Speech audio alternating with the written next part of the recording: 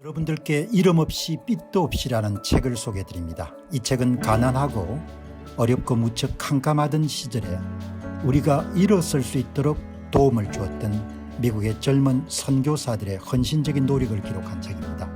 여러분께서는 감동과 교훈 그리고 삶의 지혜를 얻으실 수 있을 것입니다. 감사합니다. 자, 여기 이제 보시게 되면은 출산율 문제.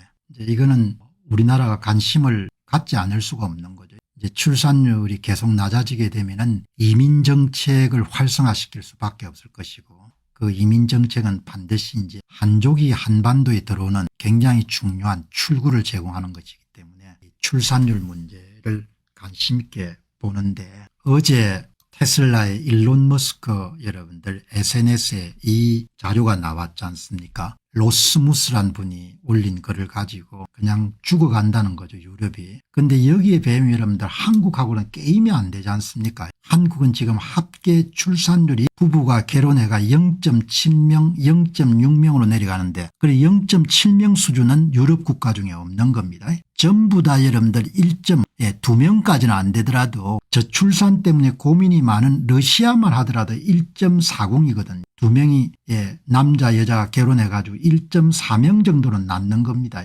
그렇게 보면은 한국의 출산율은 재앙적 수준인 거죠. 국가의 존망과 관련된 정도의 사안인 겁니다. 한국의 출산율 저하라는 것은 뭐 프랑스가 1.63입니다. 그래도 야단법석이죠. 큰일 났다고. 한국은 0.7, 0.6 이렇게 내려가는 겁니다. 이 보시기 바랍니다. 여기가 발칸 반도 중에서 이 나라가 어느 나라인지 모르겠는데, 여기가 발칸 반도 중에서 아르메니아인가 뭐 이런 나라인지 모르겠는데 1.0인 나라가 있네요. 그래서 어제 이제 말씀을 드린 바가 있기 때문에 이제 오늘 제가 대한민국의 출산율을 반전하는 그런 방법이 있겠나? 여러분 어떻게 생각하십니까? 그래서 오늘 홍콩 과기대학에 있다가 최근에 연세대학교에 오신 김현철 교수가 새 대통령이 등장하게 되면은 전시에 준하는 종합대개혁 빅푸시 결심을 해야 된다. 아니, 아기를 낳느냐 안 낳는 문제는 젊은 부부가 결정할 수 있는 그런 사안인데, 정부가 애 낳으라고 해도 낳겠냐 이야기죠. 전문가들은 이런저런 이야기를 할 수 있는 겁니다. 전문가 이야기를 우리가 경청해야 되지만 쓸데없는 이야기도 많지 않습니까? 새 대통령이 아르메니아가 1.0이네요. 살기가 힘든 모양이네요. 그게 여기가 아르메니아네. 1.02 아르메니아 살기가 그렇게 쉽지가 않을 겁니다. 여기가 우크라이나네. 우크라이나 1.02 전쟁이니까 아르메니아는 조지아니까 이쪽일 겁니다.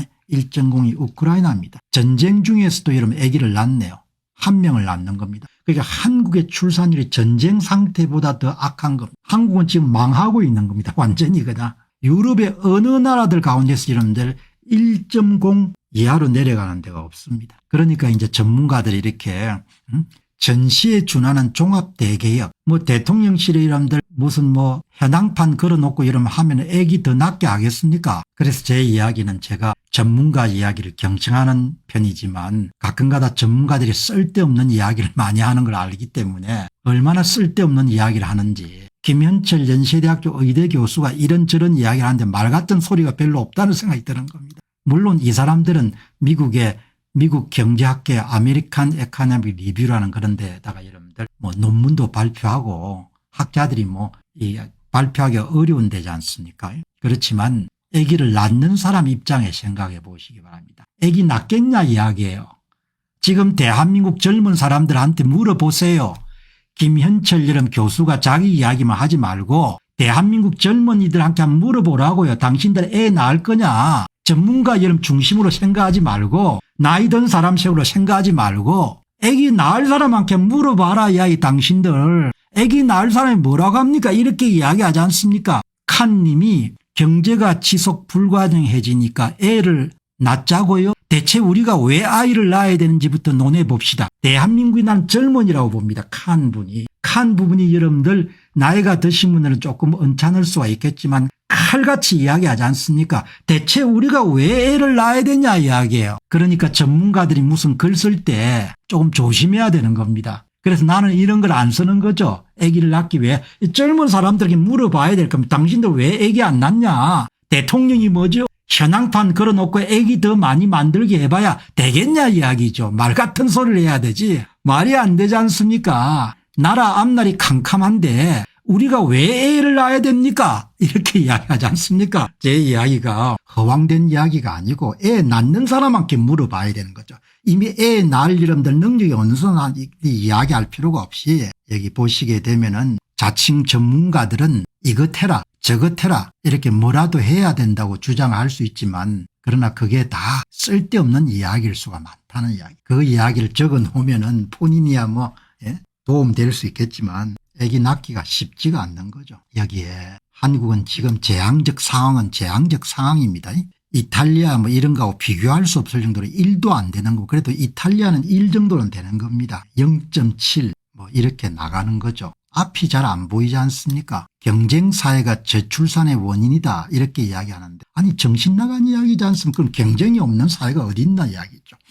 김현철 교수를 비롯해서 전문가들이 아기를 더 낳게 하려면 경쟁사회가 원인이니까 경쟁을 없애면 된다. 정신이 나갔지 않습니까? 경쟁을 어떻게 없애노? 사는 게 경쟁인데. 그러니까 쓸데없는 이야기 좀 안 했으면 좋겠다는 이야기인 겁니다. 내 이야기가 경쟁사회가 저출산의 근본 원인이다. 출산 장려금을 지불하면은 그러면 아기를 좀 더 낳을 것이다. 아니 돈 준다고 아기를 더 낳겠습니까?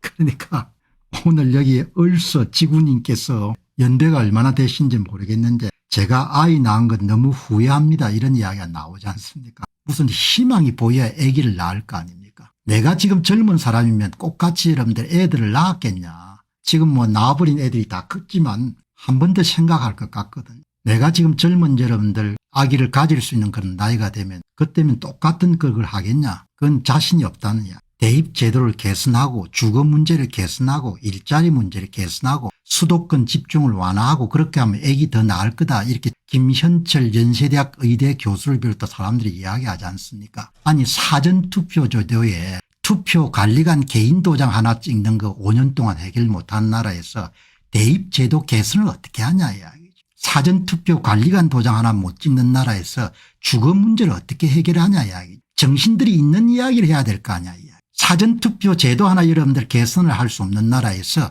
일자리 문제를 어떻게 해결하냐 이야기. 저출산 문제를 어떻게 해결하냐 말 되는 소리들을 해야지. 외부 칼럼 수준들도 얼마나 많이 떨어졌는지 본래 뭐 나라 수준이 그렇겠죠. 그러니까 웬만하면 뭐 이것저것 그냥 간섭 안 하려고 하는데 내 이야기. 우리에게 지금 필요한 것은 모든 축을 동시에 도전한 빅푸시 전시에 준하는 종합대계기 출산 촉진 전시 작전을 하자는 거지 않습니까? 선조들의 피땀으로 어렵게 세운 대한민국의 미래가 이렇게 허무하게 무너져서는 안 된다. 그래서 애 낳을 사람이 낳는 거지. 말이 안 되지 않습니까? 이 젊은 분 이야기 들어보시기 바랍니다. 도대체 내가 애를 왜 낳아야 되는지 한번 이야기해 봅시다. 이렇게 이야기하지 않습니까? 이렇게 여러분들의 이야기를 돌아가지 않습니까? 뭐 때문에 낳는지는 모르겠습니다.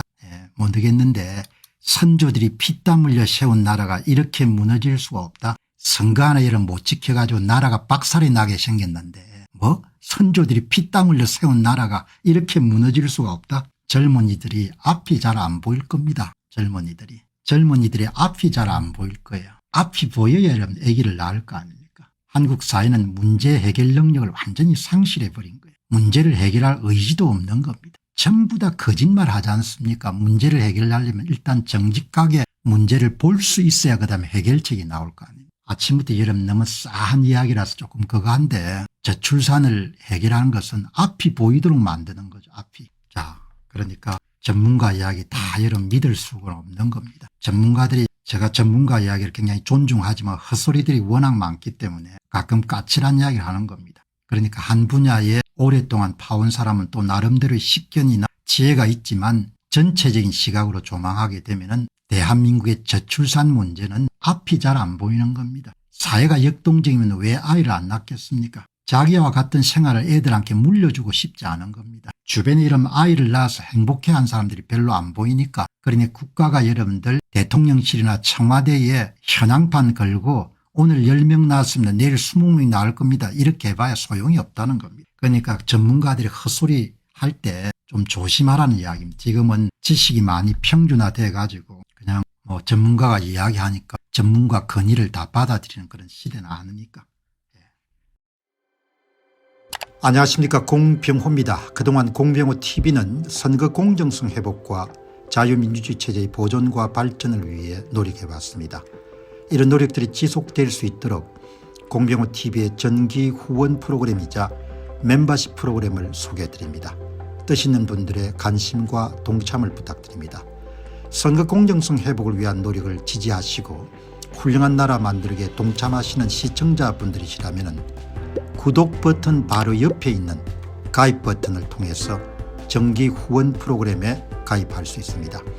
가입 버튼을 누르시면 공병호TV의 후원자가 되시게 됩니다.